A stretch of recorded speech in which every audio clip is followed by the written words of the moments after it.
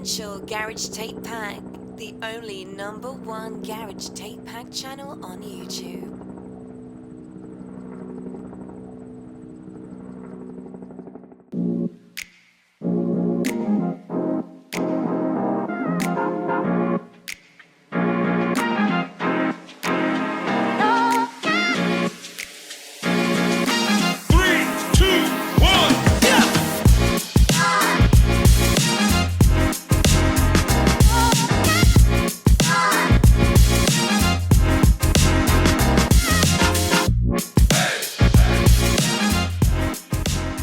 So welcome back to the Essential Garage Tape Pack Podcast, the Unspoken Word with myself, Shane.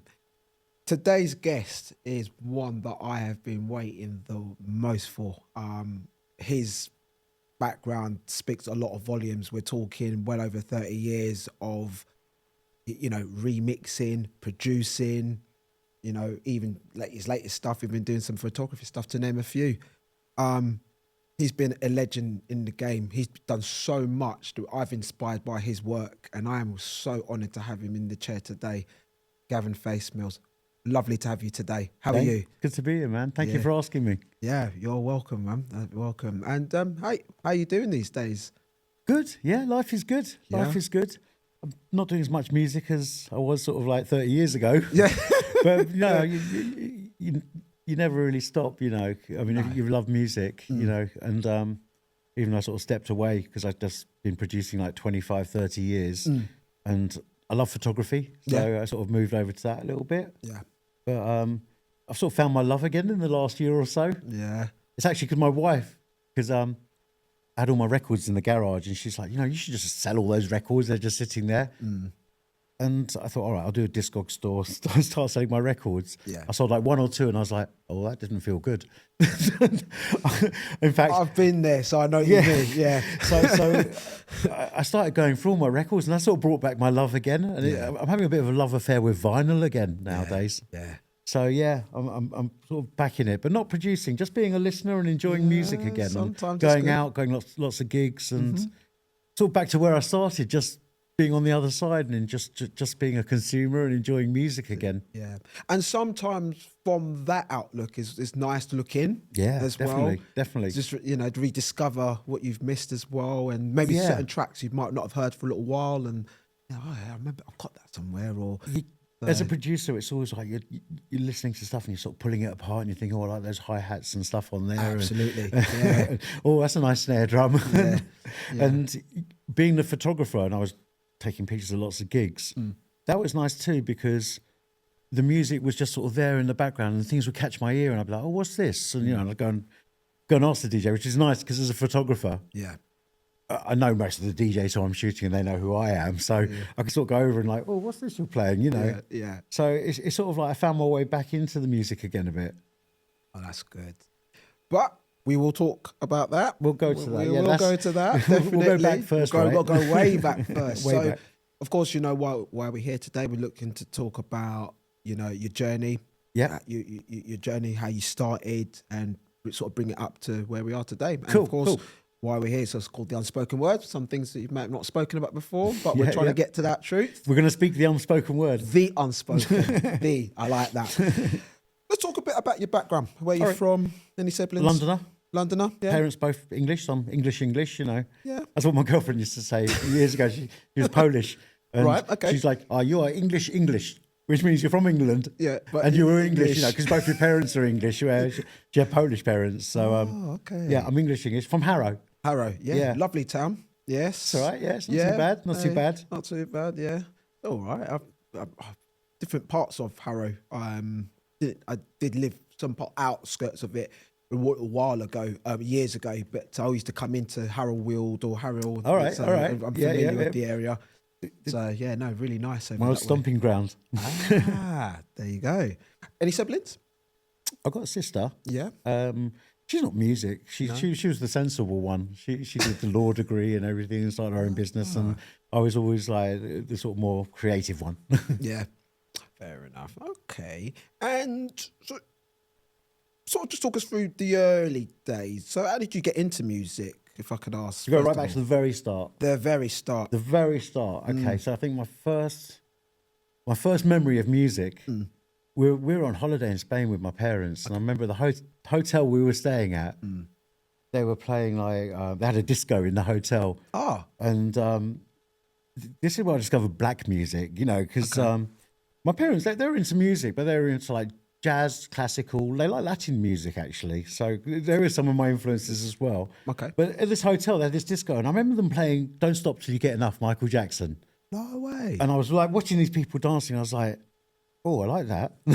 I don't know. So something in me clicked. It was like, I really like this type of music. Okay. And then my mum's sister, Auntie Sybil, she was really into music. So I don't know, maybe it was in my genes from my auntie. And she used to listen to stuff like Bill Withers, Earth, Wind and Fire, Right. Al Jarreau. She was really into like soul music. I remember going to hers one Christmas, and she had like one of those rack hi-fi things, And I remember sitting there with like a pair of, she had some headphones. That was quite good. And I think Walkmans had just come out as well. And Right. Okay. my son Simon, he had a Walkman, and I was listening to Earth, Wind and Fire album and Jackson's, all that kind of stuff. Yeah. I was like, oh, I really love this kind of music, and I didn't buy records back then. I didn't have a record player. I was buying tape cassettes. Right. I Okay. had a ghetto blaster. Yeah. So yeah, it was always like the black music thing. There's just something about it. I really like groove. I'm still the same. Some people listen to lyrics and that. For me, it was always about the grooves. Okay. And so, with listening to the sort of soul and sort of where did you touch on should I say any disco influence come into that at that point? Was it just more? I suppose that was all kind of came out of the disco, really. Really, yeah. I mean, I say like Off the Wall came out, I think 1979. Yes. So that was at the tail end of the disco thing. And then disco kind of got really like rinsed out. I mean, they were making records like DISCO, and it all became a bit cheesy. So I think it became more like just soul music, and things like the Jacksons that I mentioned, like 1980. And I was about 10 or 11 years old then. But that's when I started buying music. Okay. And so I remember some of the disco things like the Donna Summer and stuff like that. Earth, Wind and Fire was a bit on the disco side. Yeah. And we used to call it discos back then. When you go to a club, it was called a disco. Yeah. I remember it, that as well, to be fair, yeah. So down in Harrow, there was Dan Ara, as they say. Ara, yeah. there was a Harrow Leisure Centre. And this is one of the first places I used to go out. There was an under-14s disco. Okay. On a Saturday afternoon. Yeah. And I used to go to that. And then when I was a little bit older, I used to go to the under-18s there. And again, it was just all soul, funk, a bit of disco. And I went to school with a guy called Dean Zephyrin. Do you ever come across Dean Zephyrin? He's Zephyrins. Tribe Records. Oh, yeah. Zephyrin Saint is his production name. Yes. But we went to school together. We were best mates. And his older brother, I think Stanley, he used to run a thing called Funk Sphere, and it was like a sound system. Right, Back in those of days, it course. was Sound system, yeah, of course. So he had like decks set up, and I was like, oh, that's the coolest thing ever.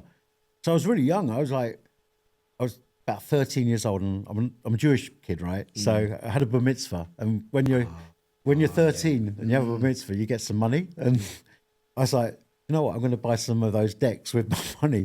I'd seen Dean's brothers' decks, and I was like, I want some of those. Right, so that inspired you. I think my mum and dad thought I'd put the money away for university or something. but that was my schooling, man. It was just like I wanted to get into music, and I wanted to get some turntables. So yeah, then I bought myself some Technics and got onto the DJing thing, and best investment I ever made. Oh, absolutely. And I've still got the same turntables. No way. Yeah, I mean, today those turntables that I bought like in 1984 or whatever. Yeah. I'm still using the same decks. Look at that. So there you go. Look at that. I'm going to ask another question to go back, because you've answered one question. Were you listening to any pirate or mainstream stations at this point? Oh yeah. What were some of the time. stations that you enjoyed listening to at that point? I mean, got ideas for. I was too young to go to proper clubs back then. I could go to the under-14s. Sure. And stuff, but that was where I found all the music, and I used to sit there with my finger on the pause button, and I listened to Horizon, CJ Carlos, Okay. who who else? Giles Peterson, people like that. Yeah. Norman J, Jazzy J. B. You know, they were all on, like, there was Kiss FM back then. That's right. Before it became legal, yeah. That's right. And Gordon Mack, obviously. Yes. Froggy. Froggy is like, he used to do Froggy Mix. All right. And I think they were like tape edit mixes and stuff. Okay. So I was trying to do that with, first I was trying to do it with my pause button. I'd have two, like a double cassette, and I'd do little re-edits. Oh. So this is, I think, maybe my first productions. All right. And then when I got turntables, it would be like, I take an SOS band record and I put like some EPMD rap vocals over the top of it, or, you know, I'd be making my own little mixes and just recording them to cassette. Wow. And this is like 84, 85, early hip hop soul days, you know. Yeah.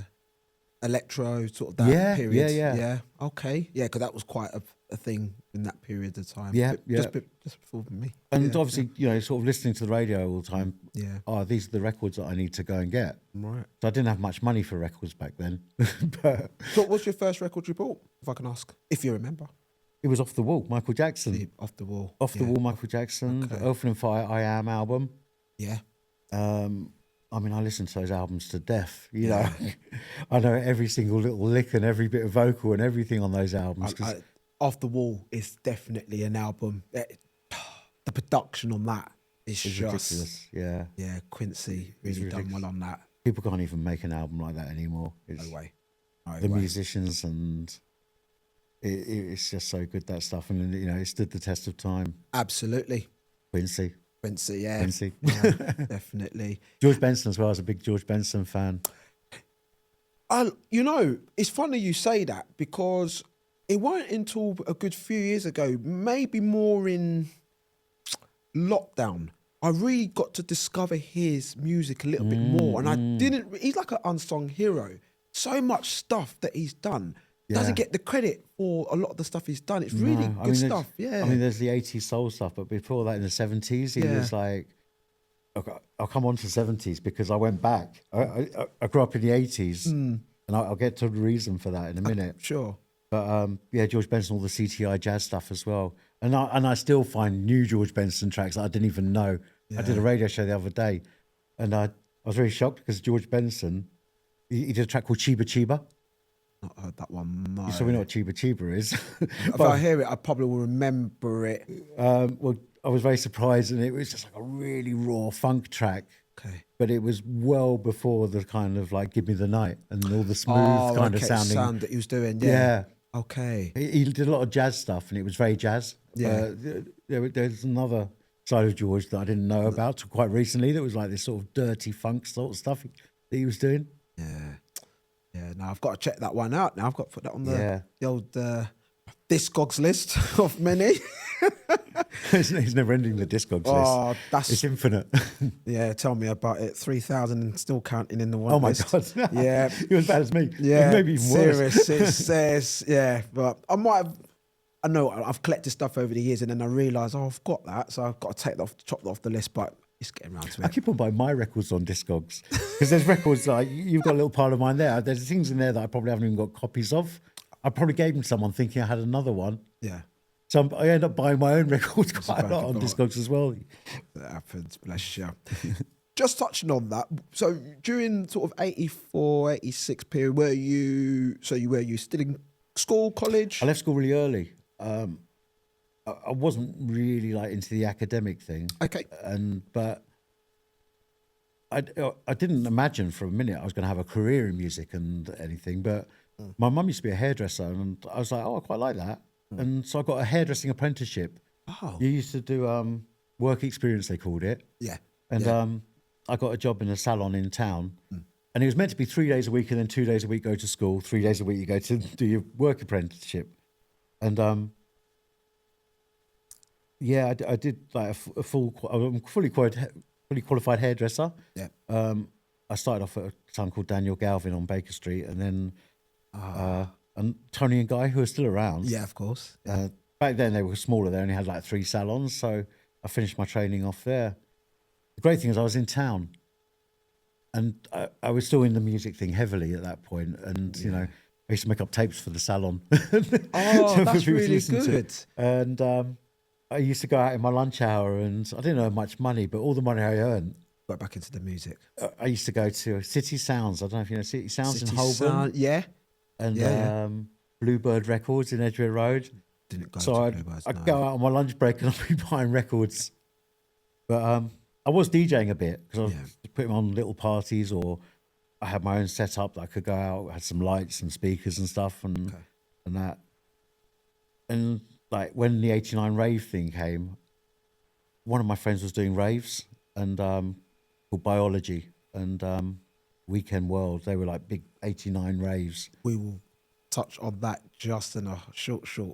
Before we touch on that, that's fine. Before we touch on that, how did you get into the dance scene in the first place? What was the trigger there? I love dancing, so that was part of it. I mean, when I went to a club, I mean, although I loved all the music, I didn't really have any dreams of being a DJ. I just wanted to dance. You know, I was into body popping and the whole break dancing thing. Okay.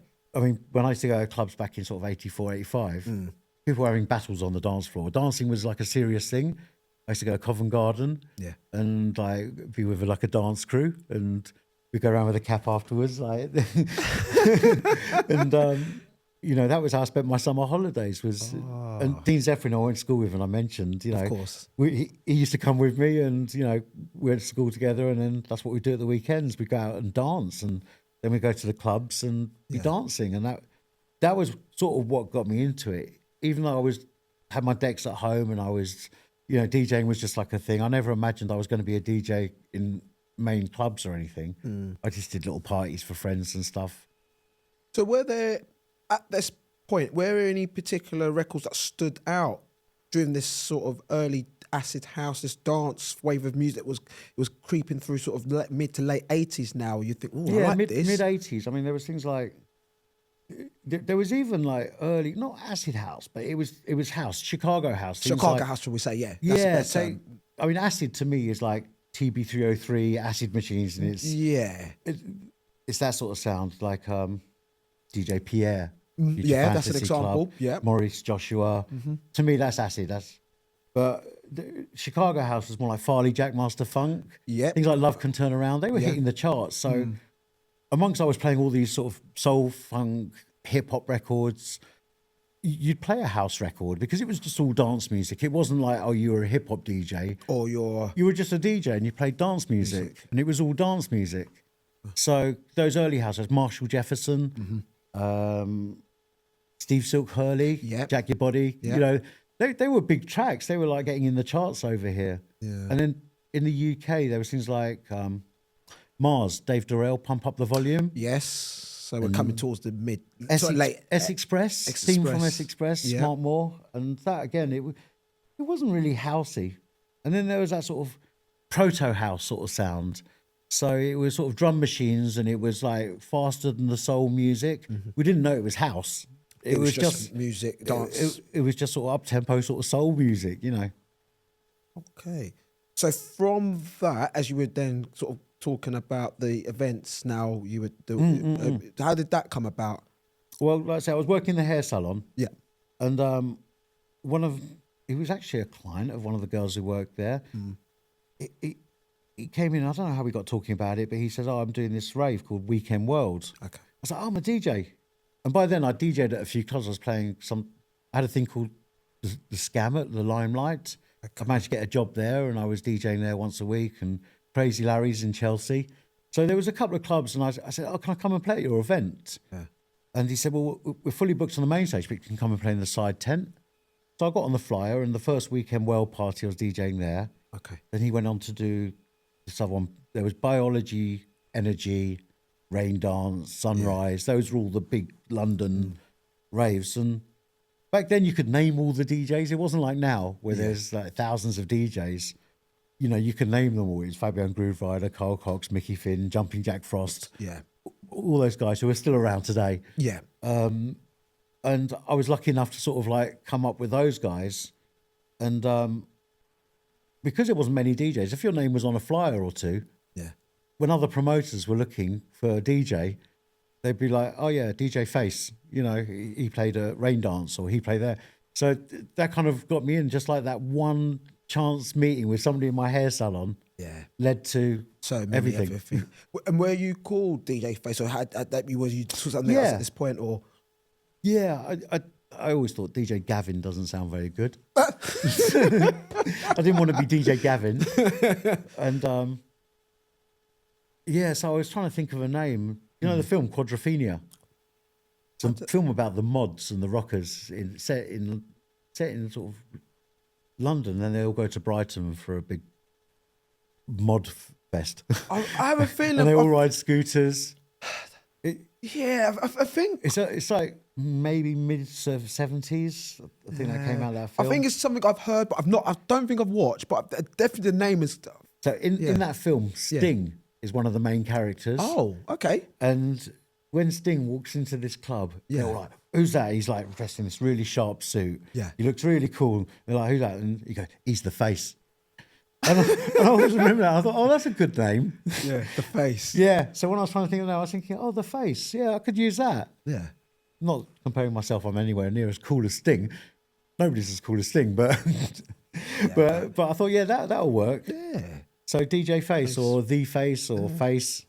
I mean, a lot of people back in those days in the clubs, half people sort of knew me as Gavin, half the other people knew me as Face. And there's people who still call me Face because they knew me back in those days. It's like, right, Face, And so that name sort of stuck. Okay. So you're doing all these events. You're networking. You're growing. Yeah. Was it at this point where did you get the urge to wanted to get into the music production at this stage? Well, yeah, it started off with the DJing thing. Yeah. And one of the raves I played, it was like 1990. Okay. And it was called Fantasy. Okay. With a PH. It was in Reigate. It was another really massive party and quite famous because there was a riot with the police there. Ooh. And I think the security and the police were trying to stop it, and there was like a big riot outside. And in the end, there were so many people there, like thousands of people had turned up, and the police said, "All right, go and have your party." They couldn't stop it. Serious? Yeah. So I DJ'd this event, and one of the organisers, he was a writer, producer, and he made more kind of psychedelic rock stuff, but he'd really kind of got into the rave scene, and he wanted to make a house track or a rave track back in those days. Yeah. And we just started chatting. He said, "I've got a studio. Do you want to come in and see if we can do something?" I said, "Yeah, I'm totally up for that." Yeah. So, I went to his studio, and that was Psychotropic. It ended up being, we had a mess around, and the first track was Only for the Headstrong. Of course. And I didn't know what I was doing at all, but I think that was good. I think sometimes it's good to not know what you're doing, and then you ended up with this art. Yeah, in fact, Francois Kevorkian. Yes. Who's, like a maestro. He's been around since the 70s and stuff. Has, and he posted on his wall last year about Psychotropic, Only for the Headstrong. My very first record, where I didn't even know what I was doing. He said, that record has never left my box. Oh. And I was like, wow. Wow, that's something. Yeah. And there's a lot of people who love that record, people like Tony Humphries as well and stuff. Yeah. And it was just a bit of, maybe because I didn't know what I was doing, and it just sounded different. And it had like, I think I took a break from one of my soul records. It was a sort of funky drummer break, but it wasn't funky drummer. It was Alison Williams' Sleep Talk was the original drum loop we used. Oh, I love that song. So that was the drum loop on my first record. Oh. And then, Nick didn't have loads of equipment back then. He had a sampler though. Okay. And for me, that was like, wow, he's got a sampler, because they were bloody expensive back in those days. Yeah, I could imagine. And what sampler we were talking here? So at this point, okay, it's 900. 900. Oh yeah. Maybe it had like sort of 5 seconds or something of sampling time compared to what you can now. I know. But yeah, we took the drum loop. Okay. And then without much sampling time, he also had a reel-to-reel 8-track. Okay. So we took some sampled chords, because at that point, I wasn't like the best. Well, I'm still not the best piano player, but I can play a bit now. But we sample a chord, okay, and then start playing one finger riffs, but because it was chords, and the sound of the early psychotropic records, it was that in the sampler, and then we found the filter on the sampler, so we start filtering these chords. Oh, and I think that was quite an early filter record, because I don't know. Back There at that weren't time, many records at that point that were having I don't that. think there was. Obviously, people were using filters on synths, but actually sampling a chord and filtering it became a very big thing, and everyone was doing it. But back then, I think we were sort of breaking new ground.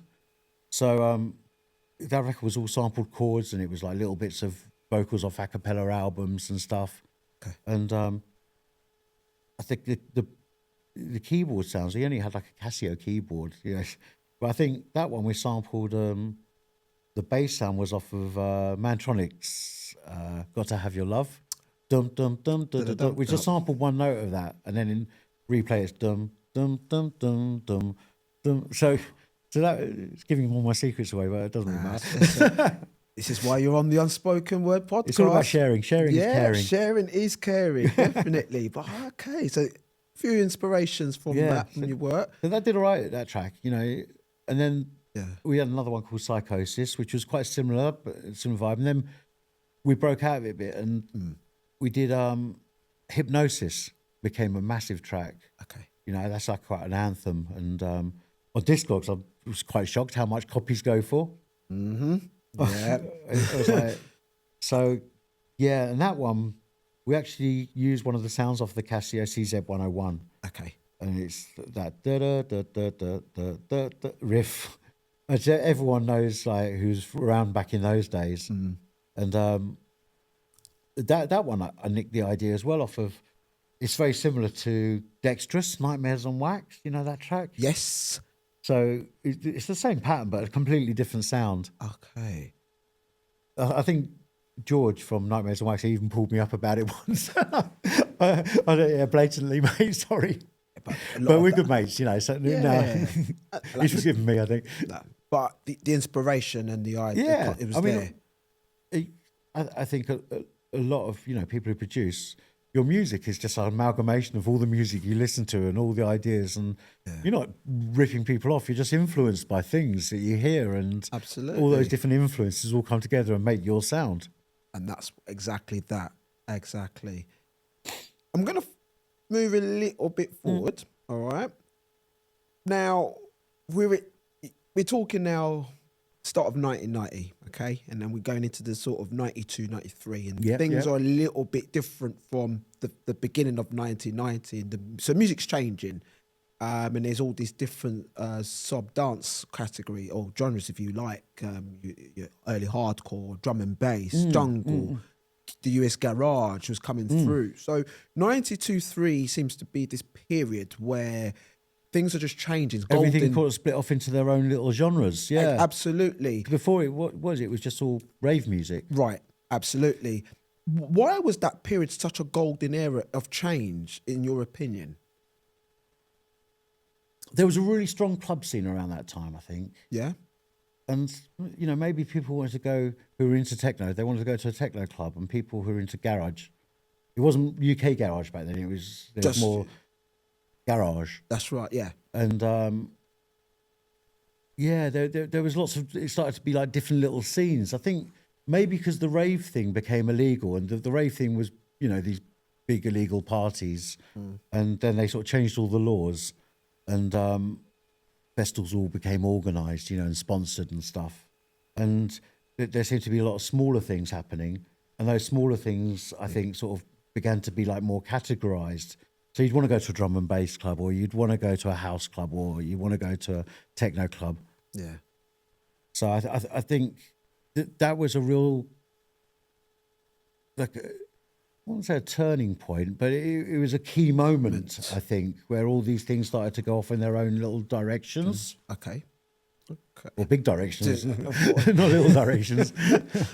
So how did you then transition into playing US garage and house at this stage, at that point? When was that? When was the moment? I think I'd always been playing US stuff. I mean, that was from the rave days, and the stuff I like. You know, I love Todd Terry and Kenny Dope and Roger Sanchez and all those people, and things like Larry Heard, you know, Mr. Fingers, and Burrell, Raj Burrell. Yep. And so I was, you know, buying all the new groove sort of stuff, and I was buying UK stuff as well, and I like the breakbeat sort of stuff as well, things like Tam Tam and Unique 3, those sort of records. Oh, now we're talking, yeah. Yeah, so, but I think that being that old soul boy in me, you know, who'd come from the Earth, Wind and Fire and Jacksons, the US garage touched something probably a little bit deeper. I understood.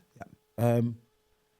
So yeah, I think that was it. And yeah, I just still enjoy going out and dancing as well. And you know, I'd like to go out and listen to DJs like Trouble and stuff like that because, again, it just spoke to that kind of soul thing in me. You know, that I love that side of music. No, I understood. And so, what sort of record labels at this point or producers were you buying in the sort of that 92-3 period? So the likes of, and I'll just maybe name a few, you might correct me here, you know, likes of Todd Edwards or Masters at Work you mentioned as well. Where although Todd Edwards for me was always about Save My Love, that tune just blew my mind. Yeah. And Tommy Musto, I loved all his stuff. Yeah. And I knew Tommy Musto from, it used to be Musto and Bones, and it was like rave music. But then Tommy did Suburban Records and Fourth Floor Records. Yep. And those are really key labels. And there was also like New Groove Records. Yep. So early 90s, that was. And Strictly Rhythm. Yeah. They were putting out a lot of brilliant stuff at that time. Why were those producers so key in those early moments, in your opinion? I think it's making great music, you know. That was just the case, and I mean, I was just like, I'd listen to Tommy Musto records, and I was like, I want to make something like that. That's so the production's amazing, the musicianship and everything, and you know, and then Todd Terry and Kenny Dope, those guys. I mean, Kenny Dope for me was and probably still is one of the best drum programmers ever. For like his beats were just ridiculous. Yeah. Also, I sort of like, I found out these guys they're using like SP1200s and MPC drum machines. And I think that had a different swing, you know, back then I was using an Atari to do all my production. Yeah. So, you know, a lot of the guys I liked, they're using drum machines and they're using like the old analog keyboards from back in the 70s and 80s. And that's giving it like a fatter sound. And so I think it was down to like, you know, I'd always listen to the production and I don't know if I can't speak for everybody else, but for myself, it was like, I was just like in awe of what these guys were making and wanted to, you know, emulate that. Yeah, no, absolutely. No, I just wanted to get your take on that because I think that's really important. And I'm glad you touched on Masters at Work, especially Kenny Dope for his drum programs. I think that's really important. Just the way that Kenny and Louis work in terms of what they've done over 30 plus years more. It's just, you know, some of the early stuff, I'm talking 91 too. Some of the, you know, you got the vocal mix, the dub mix, then you got this extra dub mix and you're like, wow, this is, where did this come from? Or even you hear a tape and you I haven't heard that come out before. And there's one of their first records. It's on Cutting Records, Blood Vibes. Blood Vibes, yes. I remember I used to play that at the wrong speed on purpose. Because it was like a sort of hip hop track. Kenny was really into his hip hop. That's right. I remember I used to play that one on 45 and play it at raves. Oh. And it was like an amazing breakbeat track. And Kenny Dope. But for me, the magic was when Kenny and Louis come together. I always think Kenny's got the rough edge and the beats. Oh, yeah. And then Louis's got the smoothness and the soulfulness. And there's something together. Yeah. It's 2 and 2 make 5. You know, the sum of the parts is just like incredible. Yeah. You know, when you put those two guys together. Absolutely. And, you know, happily they're still working together and making great records still. I'm sure, no doubt they are. So we've got that early period where these guys are sort of shaping kind of your inspiration of why now you're really into what you're doing in terms of making music. But how did we then sort of collaborate with the guys at the Park, Relish? So talk us a bit about Kensington 93. Yeah, London. That's around that time, yeah. Yeah. So Relish started, I knew the guy who ran it, Steve Carbar and Dennis D. Mack. Okay. I used to see them around at raves and stuff. I remember Steve was always, I used to smoke quite a lot. And Steve, one of the Relish guys, he always used to come up and ask for a cigarette from me. And there was like a standing joke whenever he'd seen me, Gav, you got a cigarette? Yeah.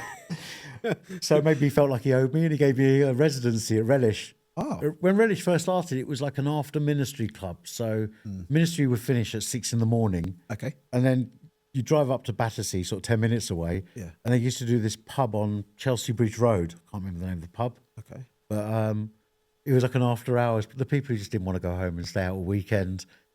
And then they moved it to the park in Kensington. Right. Which was great because I was living just up the road in Olympia. Okay, yeah, that's literally around the corner. Yeah. Yeah. So that was brilliant to have a residency there. And it was such a great club. And that club was probably like the birth of the whole Sunday scene thing. Right, okay. I don't know if anybody else was doing sort of Sunday things. There were after hours things, but that was like, because there was the Gas Club as well. That was maybe just a little bit later, 95, 96. Yeah, yeah. But yeah, that was, Relish was probably like the birth of that Sunday thing. And people like Richie Fingers, Matthew B, Frankie Valentine. Yep. You know, we were all residents there, and it was such a great place to play. And what was the vibe like in those sort of early months? The vibe musically, or just the people, both. or both? Yeah. So, I mean, the first one I was talking about, the After Hours one, that was kind of messy. You know what I mean? Okay. That one was like quite rough, and it's just like, you know, it's not the one you take the wrong people to go with you to. You know, it's like proper After Hours, dirty house music. You know, and it was brilliant. I loved it. And but when it moved to the park, it was more of a Sunday afternoon thing. Right, I and understand. that sort of brought a different crowd. You know, there were some nice girls there and stuff, and everyone had a little sleep and had some lunch, and then they'd gone to the park on a Sunday afternoon, which it sort of started at 2 PM and go to maybe 10 in the evening. Oh, that's okay. Yeah. So that was nice. It was being Kensington, you know. Of course. And were they weekly things, or just once a month, every fortnight? Relish was weekly. It was weekly. Yeah, Relish was weekly. Okay. I learned something new. Yeah. I was a bit before I was pretty young at the time, so I wouldn't have been old enough to. Master P as well. He was quite key in the Relish thing. I mentioned Steve. Yeah. And Dennis D. Mac. But Master P. Master P, he was the main DJ. Right. So he was he played every week. I played probably maybe twice a month, something like that. But Master P was the main people. We lost him a few years ago. Oh, an amazing guy. Yeah. And he was one of the main guys as well of Relish. I think well deserves a mention because musically, he was on point. He used to just play great music. Yeah. Glad to hear about that. Shout out to his family as well. Condolences to as well.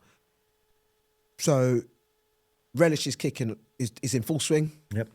You're still DJing. Yep. You're making music. Yep. Yeah.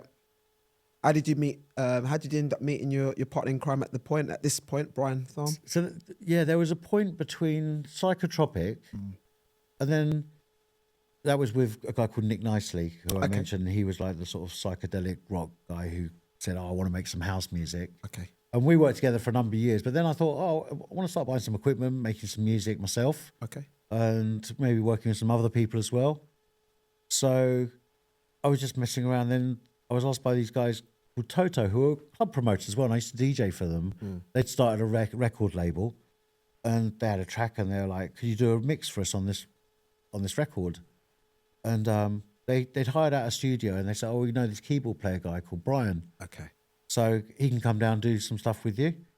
And I think Brian, he turned up in like some Afghan shirt and stuff. And I thought, okay, right, he's a bit arty, but he was an amazing like jazz pianist, and he had some really amazing chords, and it was well beyond like my capabilities. So I was like, you know, we should do some more stuff together. Yeah. Because he wasn't involved in the house dance music thing at all. He was a bit of an old soul boy. He'd never really been to a rave or that sort of acid house thing, or I'm calling it acid house. House. Yeah. He'd house. never been on that scene. Right. So I said, let's do some stuff together, because I do this house stuff and you're like really into the jazz, and I think the two things could really marry well together. And also because you've got that oversight of what's been going on in this dance scene, and it's good that it's almost that connection, a partnership is working well, because you're feeding into the ideas of, I like the chords he's playing, but I can build the beat around this as well. So it's that good connections works well. Yeah. And we both like the same stuff as well in terms of like the soul music and jazz music. You know, we'd after a session, we'd be listening to George Benson or Weather Report or or Azimuth. You know, we both really sort of like had that joint love of like really soulful, jazzy music. Yeah. Lonnie Liston Smith, you know, Right, yeah. those sort of tunes. Brian and I both had that in common. So when we were making house, we were listening to Lonnie Liston records and like listening to the chords on that. Or there was this series Brian and I did, as well as Catch, we had another thing called Anorak Tracks, Okay. which was early sort of sample cut and paste things, but we'd take a sample and then we'd play other keys over the top of it. Okay. So it wasn't just like your sort of re-edit thing. It was like maybe take a bass line off an old Blackbirds record, but then do our own different keyboards over it, and then take a little vocal or get a singer in, and it was using samples in a different kind of way. Yeah, get you. Okay. And that was before we started doing the UK garage sort of Catch sound. So we were sort of more jazz funky sort of house. Okay. And the idea for Catch, or the name Catch Records production, who came up with the idea? Well, there was a guy we used to be distributed our first records through Mo's Music Machine. Oh, yes. Yeah, they were sort of like big in the 90s. Yeah. And they're not around anymore. But the guy who used to sort of run all the labels there and do all the P&Ds.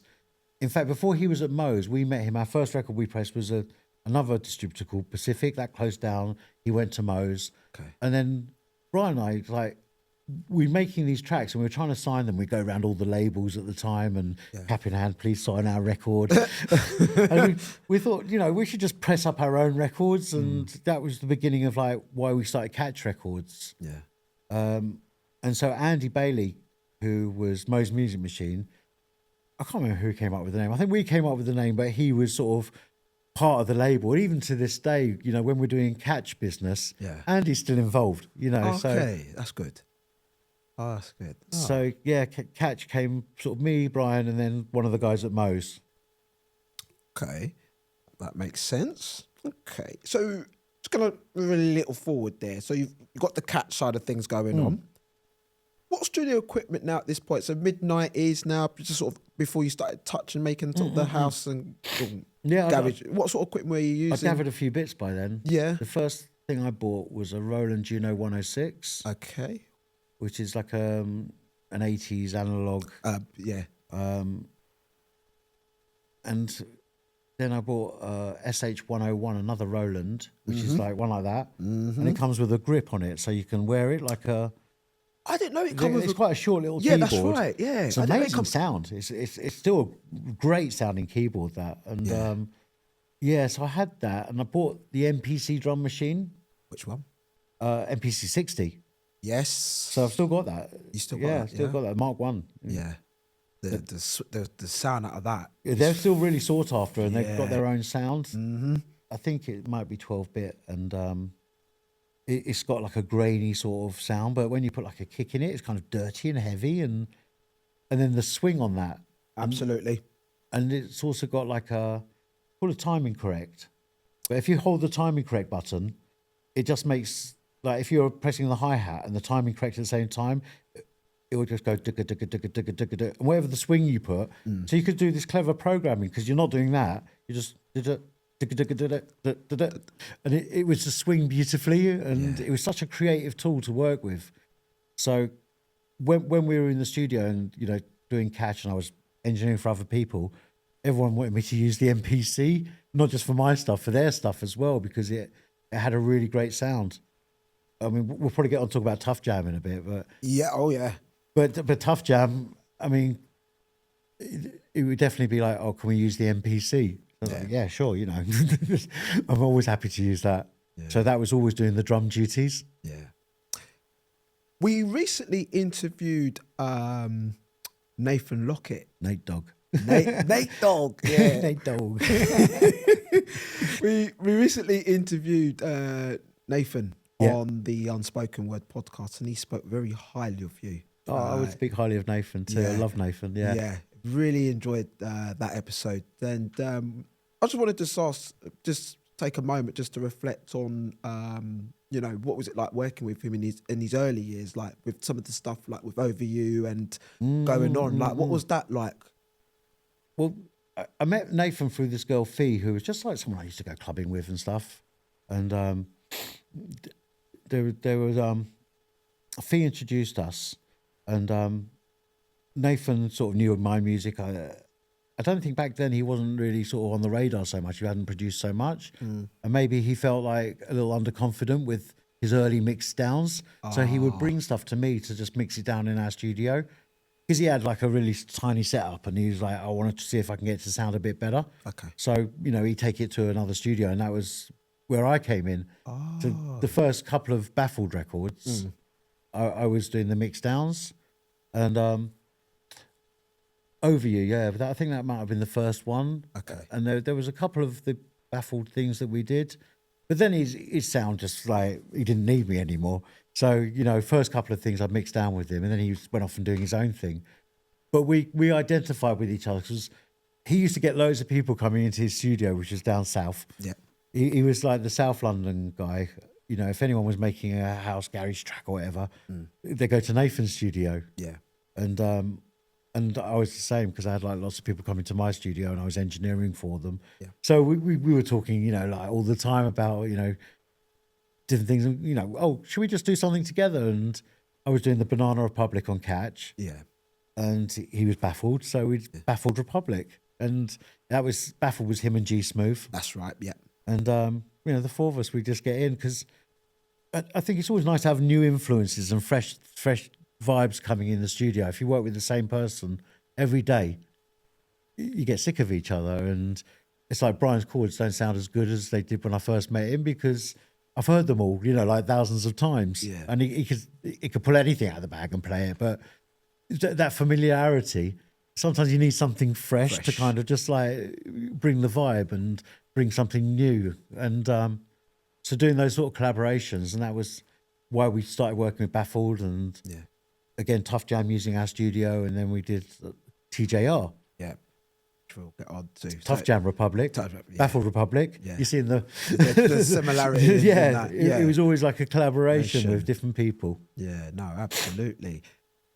Talking of Tuff Jam, how did it all come together, meeting Carl and Matt? Carl and Matt were playing a lot of our records. Okay.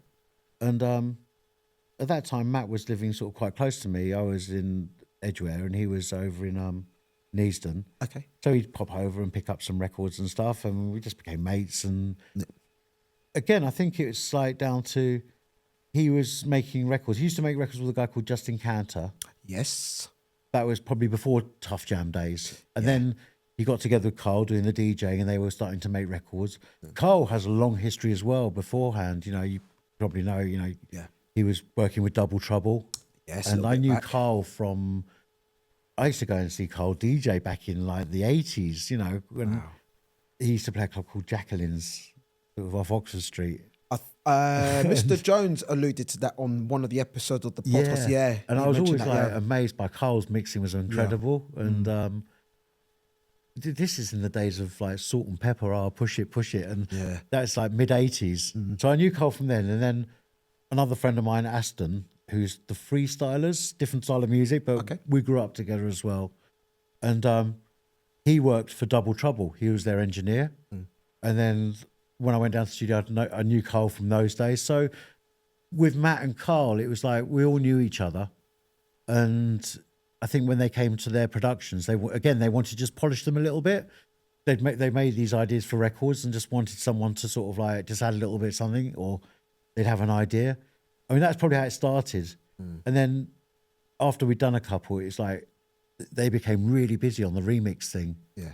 And all of a sudden they're doing On Vogue and Usher and stuff. So every week they had another remix. So they'd be at the studio all the time, and Brian would play keys. Yeah. I'd engineer.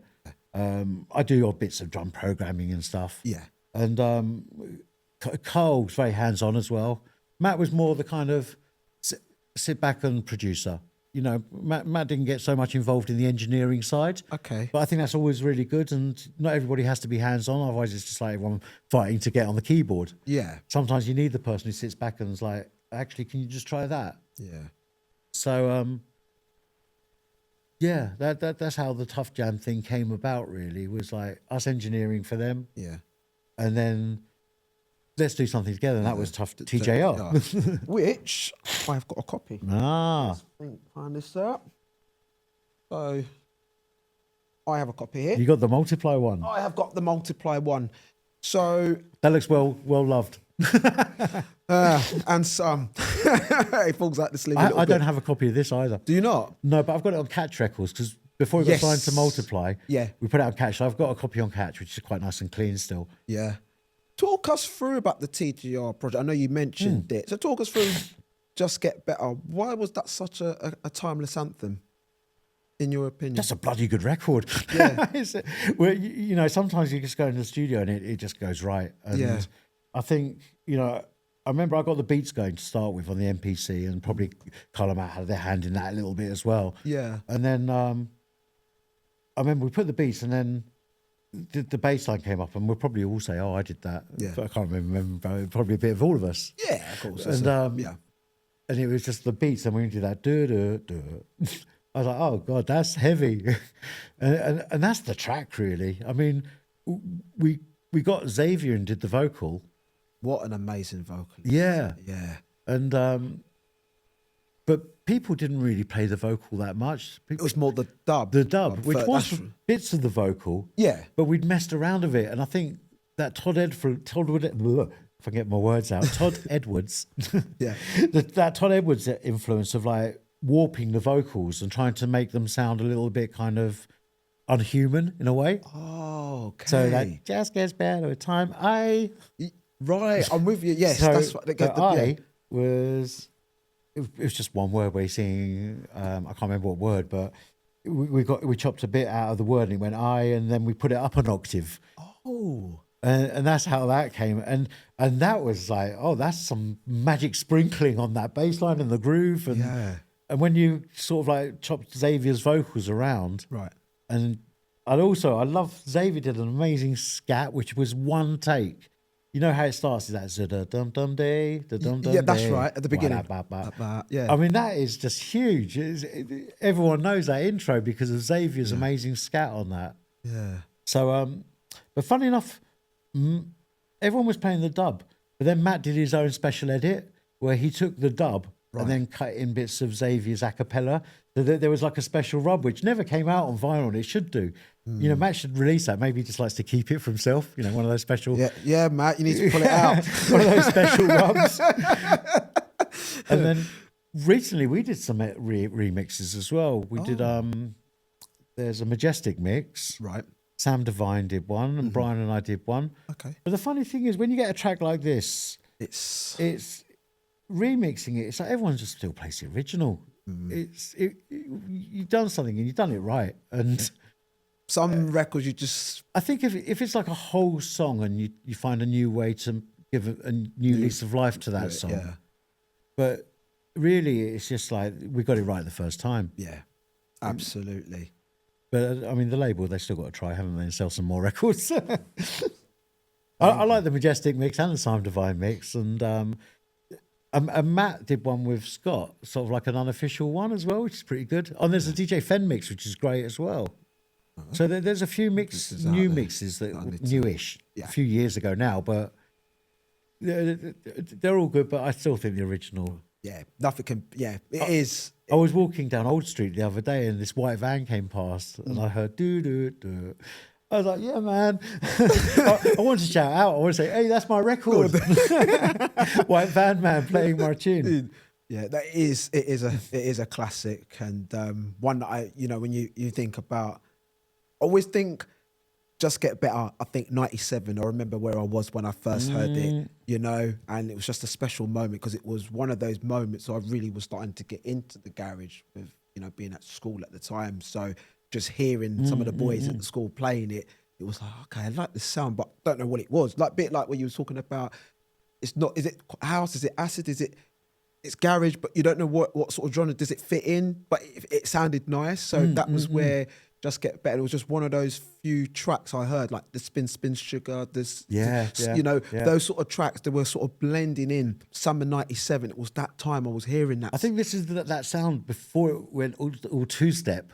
Just before, Just before two-step, and it was like bumpy garage. Yeah. And back then, you could mix in the Armand Van Helden you mentioned, the Spin Spin Sugar. Yeah. You can mix. I mean, Armand Van Helden. I don't think he was trying to make a UK garage record. No. But it was a massive anthem on the scene, and yeah.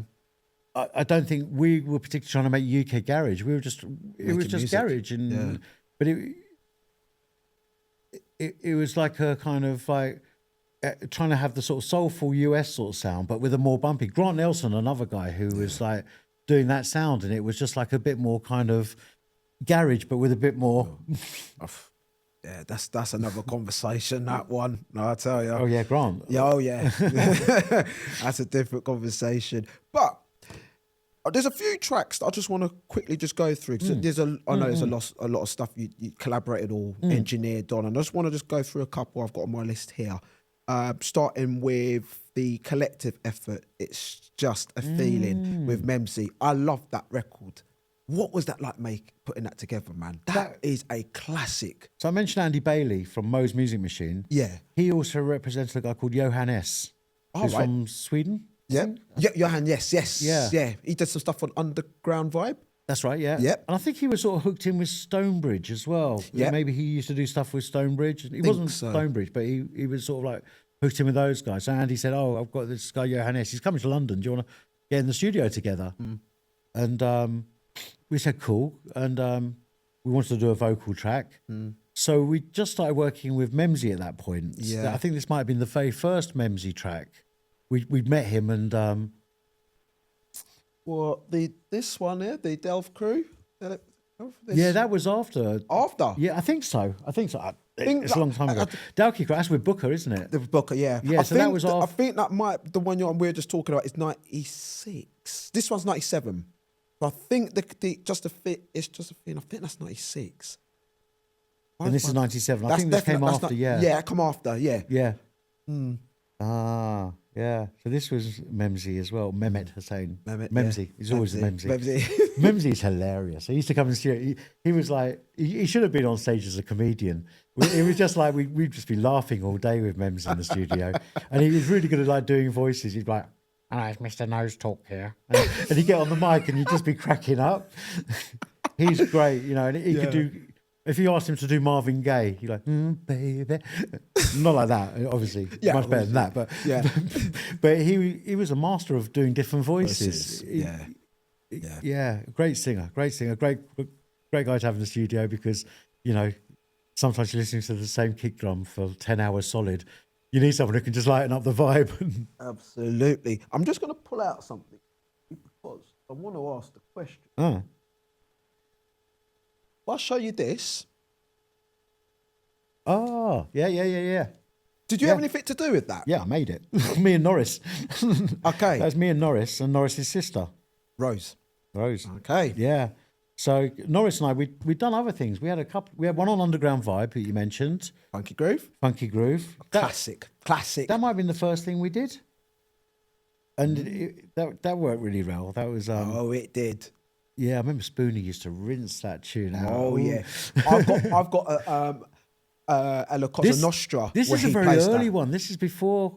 What was the Heartbeat? The Heartbeat. Is that... That's 98. Yeah, didn't we do another label? Or was it that the label? I haven't seen it for so long. I need to get a copy of this too. Yeah, maybe that. Yeah, maybe that's how it looks. I seem to remember it with a different label, but I think you're right. I can't remember. Yeah, but Norris and I, we'd done the one on Underground Vibe, and then Norris did one called "Used to Hold Me on Catch." Yes, a purple one. Yeah, and then Brian and I split up. And we weren't doing stuff together. So Norris and I did this together. Okay. And he said, I'll get my sister in. I was like, who's your sister? And he's like, oh, my sister's Rose Windross. I was like, oh my God. I mean, old Soul Boy, the first Soul to Soul, proper Soul to Soul record. Fair play. Yeah. Fair play. I was like, that's your sister. I was like, get her in. Yeah.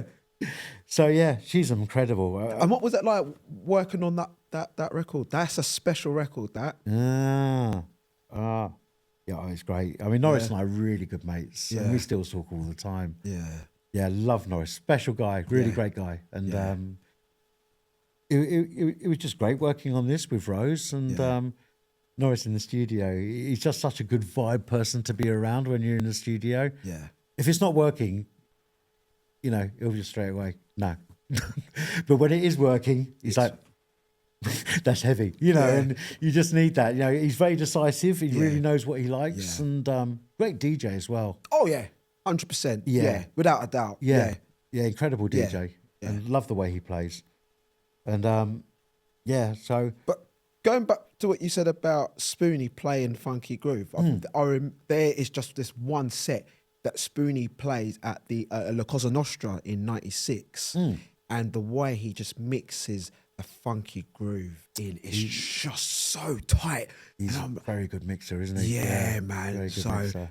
yeah, and I even said to Norris not long ago as well when I last saw him, and I said, man, I just went through the collection the other day and I just come across Funky Groove, man. I just had to tap him. I said, man, that's still a timeless classic, man. I remember. I mean, because I didn't go out that much on the UK garage scene because I was more of a US garage sort of guy. Right. But I like the UK garage stuff. But I remember the first time, it was quite a while I'd been sending Dream Team records on our mailing lists and stuff. Yeah. And I remember the first time I heard Spoonie, I think it was at Coliseum. Yeah.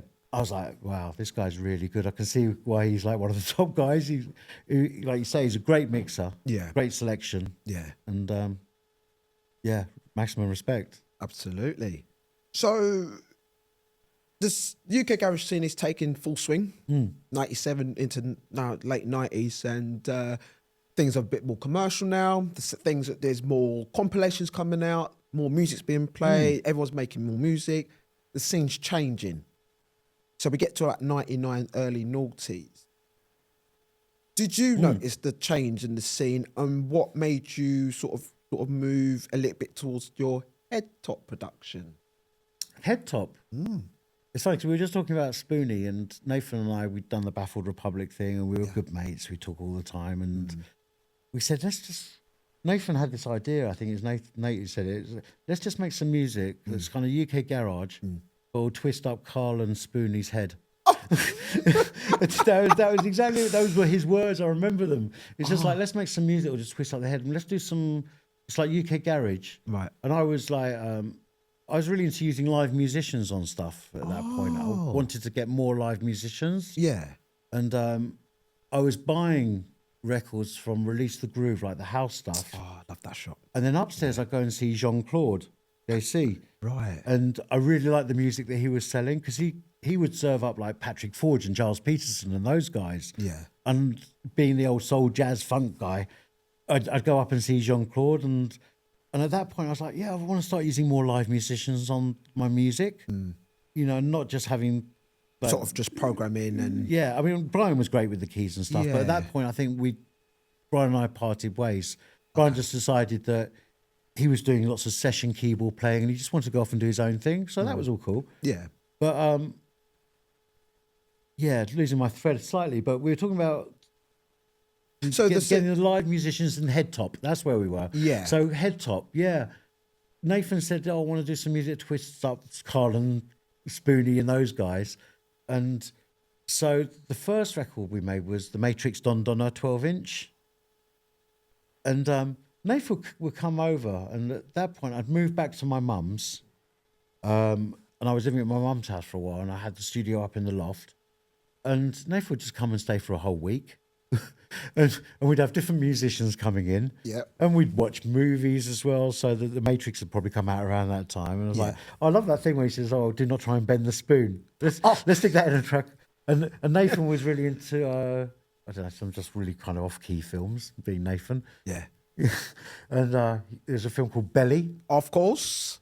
I've still never even seen that film. Have you not? And that's where the Don Donna sample would come from. Yeah. And, yeah. So yeah, it was kind of like, oh, let's do this 12-inch, and then everything on those records is live, apart from the drums is all programmed on the MPC, but all the guitars and bass lines, it's all live bass, but we twist up the bass and we get him. Some people are going to know this, but the bass line on the Matrix track, Yeah. it's the bass is being played for a vocoder and he's singing it, so it's no.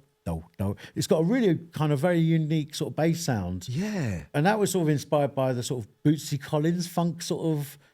They used to use things like the Mutron pedal back in the 70s, and to give it that sort of not sounding like a bass, That making your groove. bass sound more like a synth. Yeah, So it's either right. like dow dow dow or Yeah, okay. wop wop wop wop. You know, You can now you've said that it makes sense. the bass is almost quite vocal.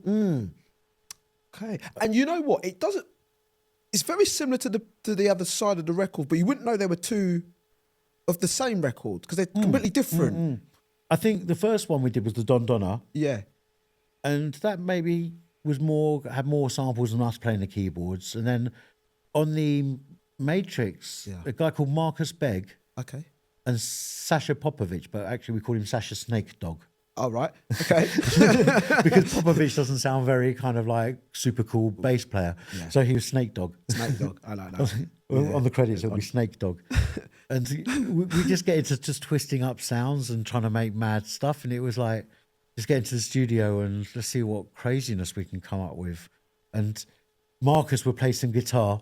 And then Nathan would be like, yeah, could you make it sound more like the Public Enemy's kind of that really sort of scratchy guitar sort of sound? Those Public Enemy records, you know.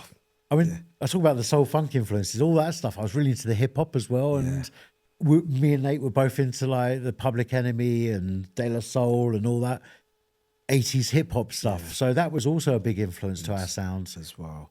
Yeah. I've got one in front of me here, which I absolutely love. And All right. It was how I've heard this was through the Heartless crew. They used to play mad shit. Well, that's This, I love this record, man. the funny thing is that record, it kind of crossed lots of genres. It did. Because So you get normal sort of house DJs playing it. Yeah. Then cool people like Giles Peterson used to play that. yeah, And, such a crossover And then record. Heartless Crew. Yeah. It was started to have a record that sort of went across all these genres and was cool. Because I think when we made that, this is what I'm saying about twisting up Spoonie and Carl, because we just wanted to make a record. And that was a record that was twisted up people's minds because it was UK garage, but it wasn't UK garage. Giles Peterson, I mean, Giles probably does play other UK garage records, but it doesn't sound like UK garage. But beats wise, it's still kind of like in that UK garage format. Yeah. The way we make it, the tempo, and the way that we were programming it, it was UK garage, but it wasn't. Yeah, no.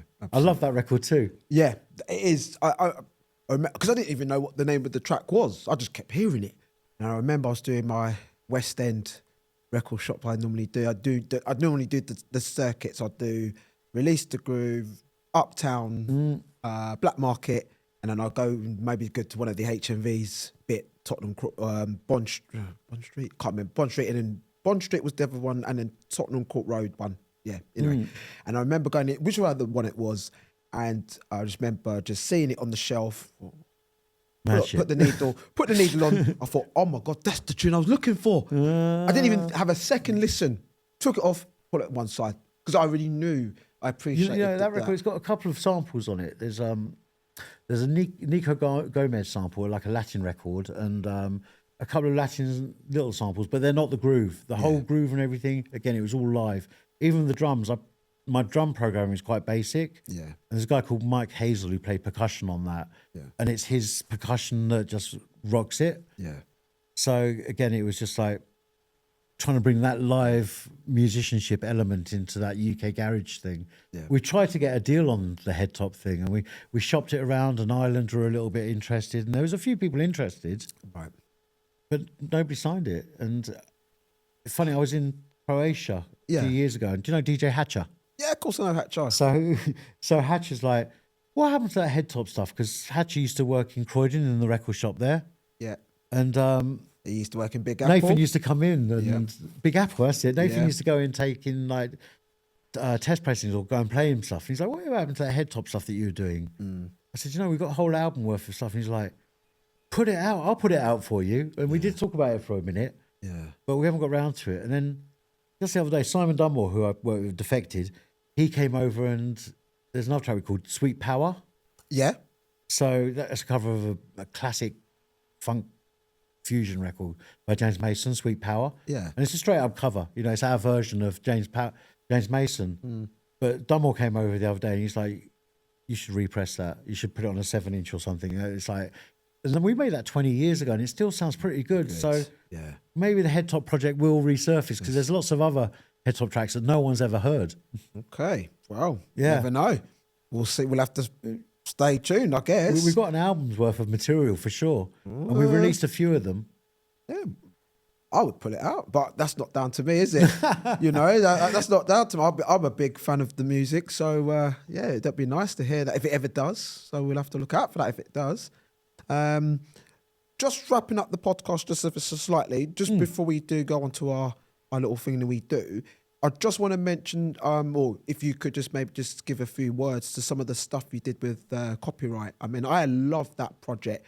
That, for me, getting into become like DJing, playing house, soulful house, and I mean, I've got a few down here, but that's another story. But, you know, just share us some memories with like working doing the copyright project. Yeah, was so I met Sam and Scott. Yeah, because originally there was three of us. Yeah, and Sam was introduced to me by Matt Jam Lamont's girlfriend, knew Sam. Oh, okay. And Sam had moved down to London, Yeah. and he was like trying to make some tracks with his mate Scott. Okay. And he wanted a studio to use, so he hired out me as an engineer through Roof, who knew I was doing like the stuff with Matt.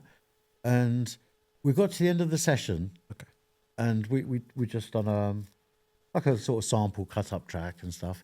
I was like, that's really fun. And I said, you know what, I really like your vibe and the kind of the sound that you're trying to make is the sound that I love playing. And it was like that sort of sulfuric. Yeah. That love that stuff. Sam, you know, loved that sort of sulfuric disco sound. It wasn't so much Defected then. Defected was early days still for Defected. Yeah. And I said, look, instead of paying me for being your engineer, why don't we just all do stuff together? You don't have to pay me for the studio, and I'll just become part of copyright, which was him and Scott. Yeah. And yeah, we did a few things together, and then Brian Tappert from Sulfuric, Sam knew him a bit and sent him some stuff, and Brian's like, I'll sign that, man. So the first thing that Brian signed was it was like just cut out of a little sample out of a D-Train record. Okay. Where Would You Be Without a Song?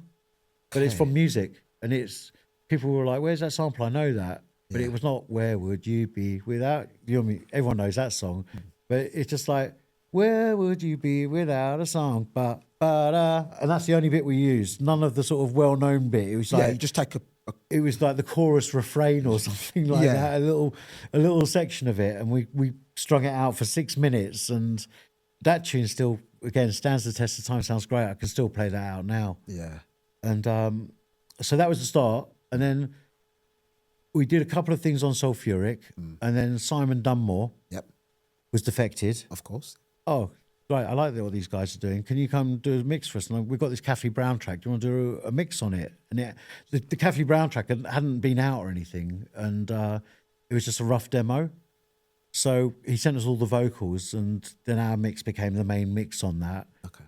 And the rest is sort of like, that was the start of Copyright and Defected, you know, and they ended up managing us for our DJing and everything, and that was a relationship that went on for 15 years, you know, of working with Defected. Yeah. And just on that, I've learned, and the reason why I praise for what you did with Defected was so much, my memory serves me, you also presented and did a radio show for Defected. Yeah, we did a weekly show. I learned a lot about your show format.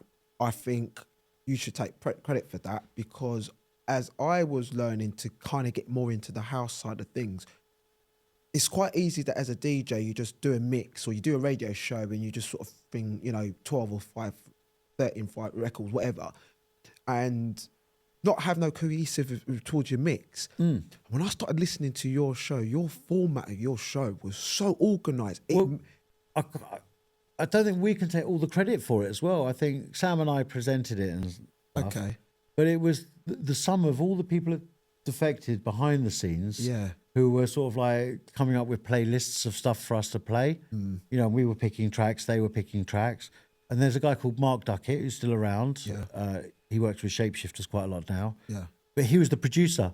And I think an unsung hero. You know, behind the scenes, he would put that show together really well, and it sounded great. You know, if I'd have been in control of it with Sam, you might have done it differently. it might have done it differently. But Mark was a great producer for doing that radio show. Okay, fair play. And you know, I think he deserves some credit for it. But I enjoy doing it. You know. Yeah. One of the things why I like that is because it gave me an insight to play classic records. And when I was listening to your show, I'm like, that is what was missing. And it's I to this day I follow that format. If I ever do a radio show, I always have a last 10 or 15 minutes of just giving back the old school. So I think it's important. It's important you do that.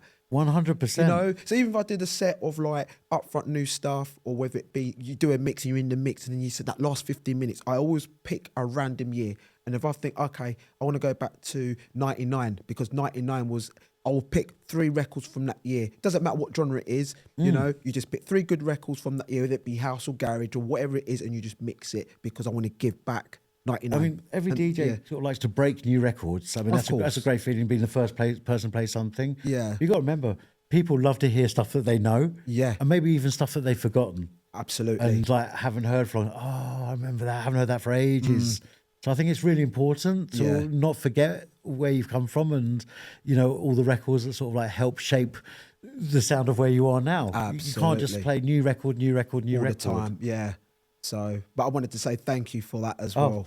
It was a pleasure. Really, really important that I shared that with you. Just before we do wrap stuff up, anything to look out for in 2025? Well, I'm really loving music again right now. Yeah.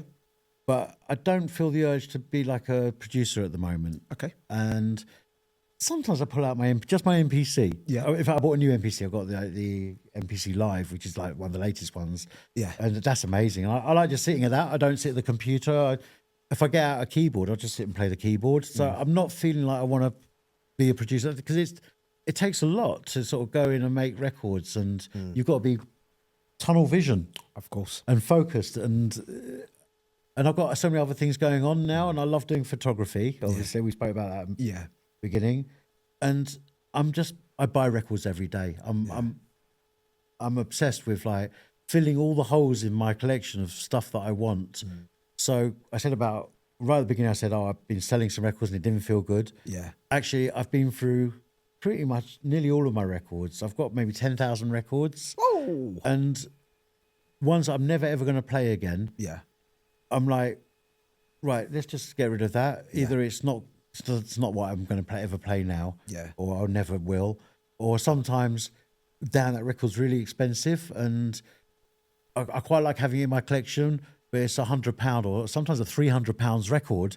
I think just all the records I can go and buy with that one record now. Yeah, yeah. So it's like I'm recycling all my records and using that to buy all sorts of, some new stuff, lots of old stuff. Yeah. You know, lots of old soul records that I've always wanted to own. Yeah. And some of those are ridiculous prices as well now. I know.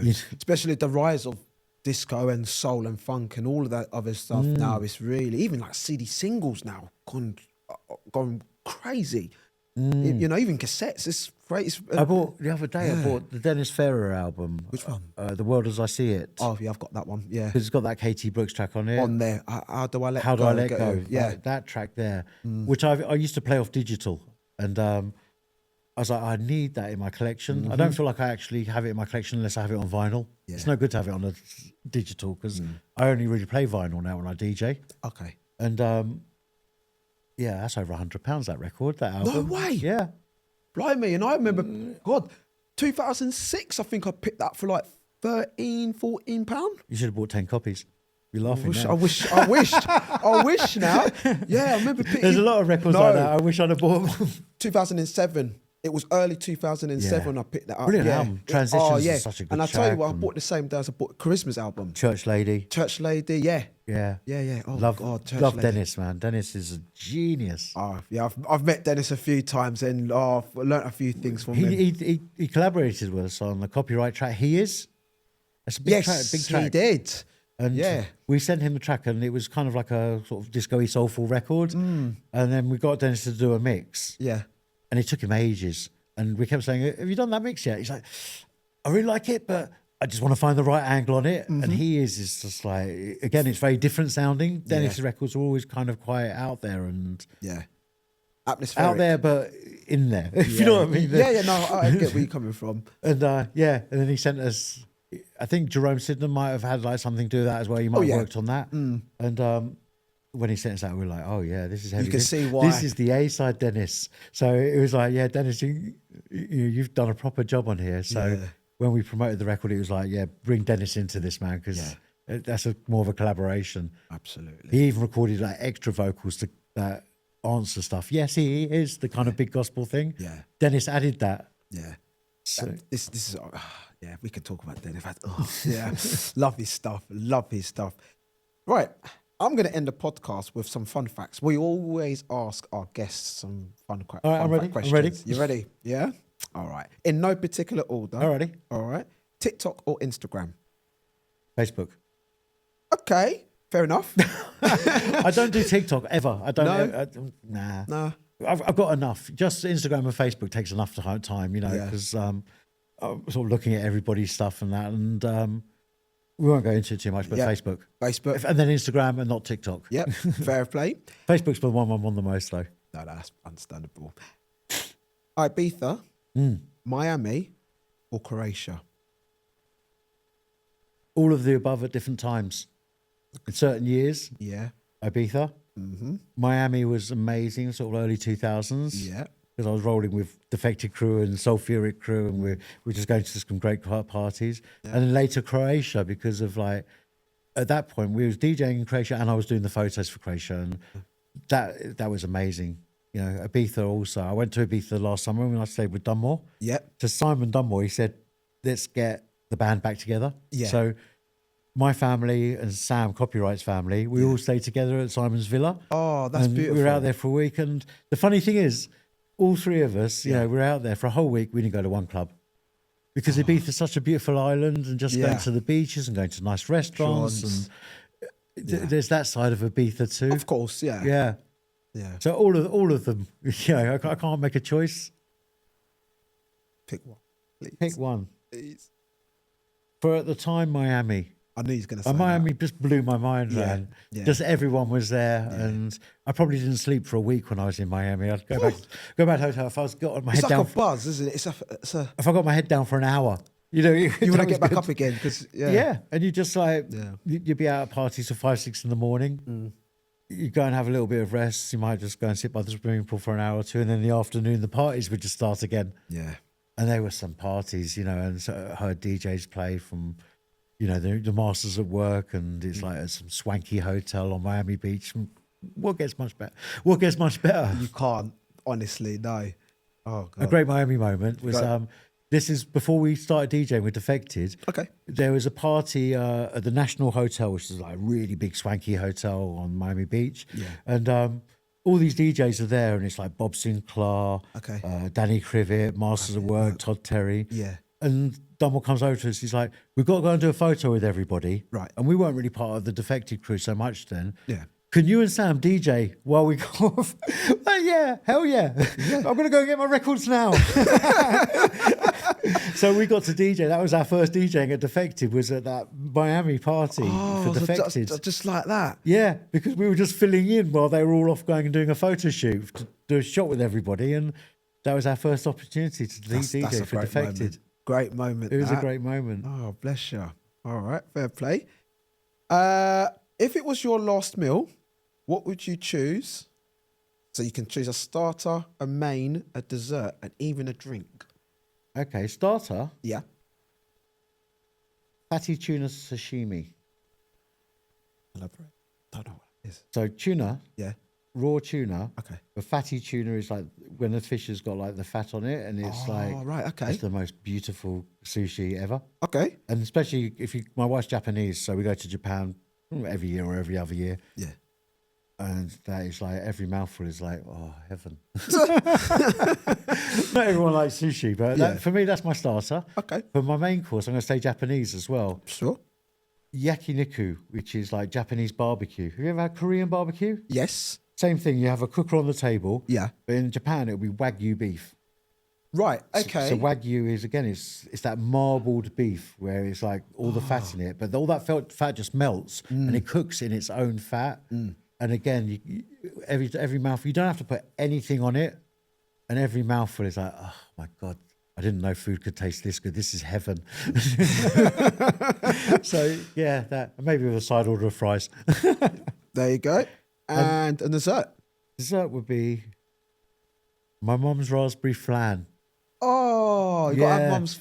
Yeah, she cooking in makes like there. a sponge and then raspberries with like a jelly and then like cream on it. Oh, Yeah. so good, so good. And whenever she's making a Christmas lunch or something, what dessert do you want? Raspberry flan, mum, obviously. Obviously, yeah. Oh, bless. And a drink. You can choose a drink.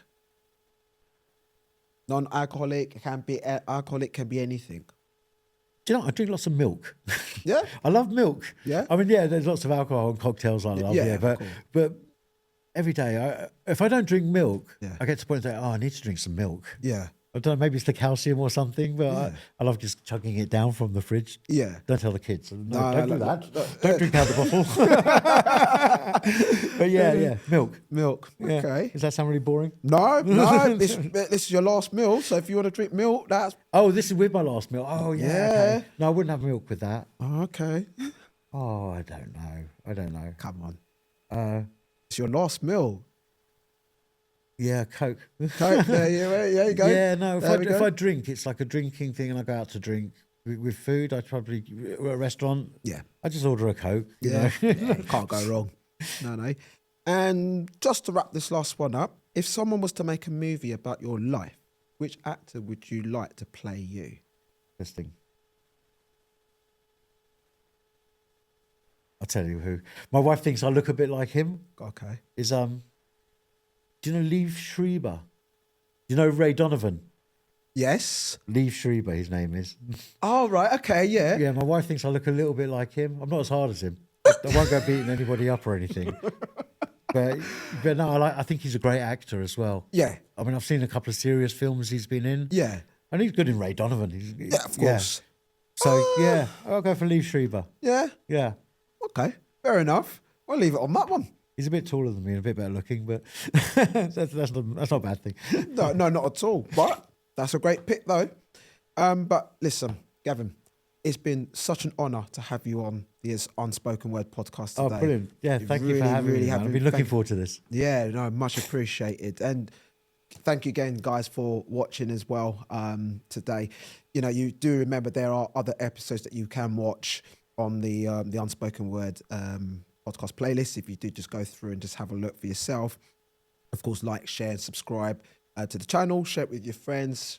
Tell everyone about the Unspoken Word podcast. And, of course, do look out for future content from us. And thank you again for watching. Take care. Bye-bye.